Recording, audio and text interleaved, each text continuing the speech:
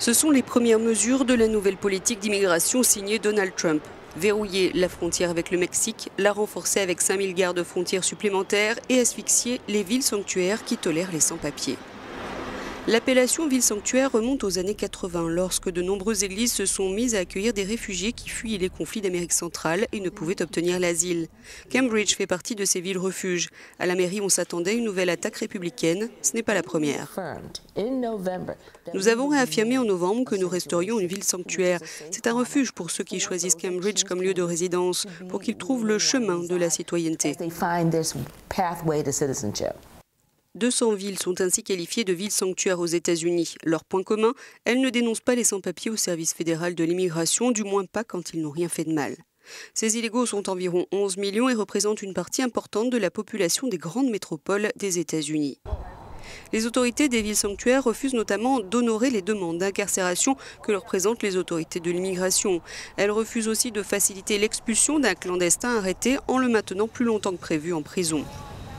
Et elle dispose d'un argument constitutionnel très fort, invoqué hier par le maire de Seattle.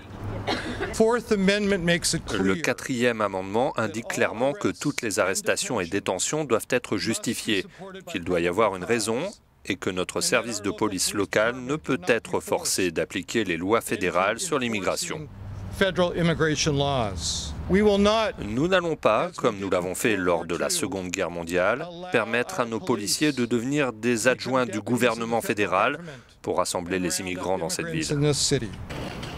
Pour exemple, les fonds fédéraux perçus par la ville de New York s'élèvent à 10,4 milliards de dollars. Et paradoxalement, ce sont les fonds destinés à la police qui sont les plus visés car plus faciles à supprimer. La décision de Donald Trump aura donc une conséquence néfaste selon le maire de la mégapole, Bill de Blasio. Cet ordre exécutif pourrait en fait miner la sécurité publique et rendre nos quartiers moins sûrs.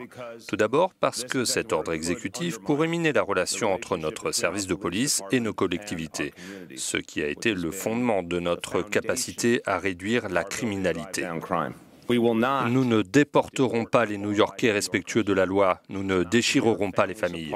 Un déchirement familial, José, sans papier, le vit. Renvoyé au Mexique au bout de 4 ans, après avoir été pris en flagrant délit de conduite sans permis, il s'est juré de sauter ce mur pour rejoindre sa femme et ses enfants restés aux États-Unis.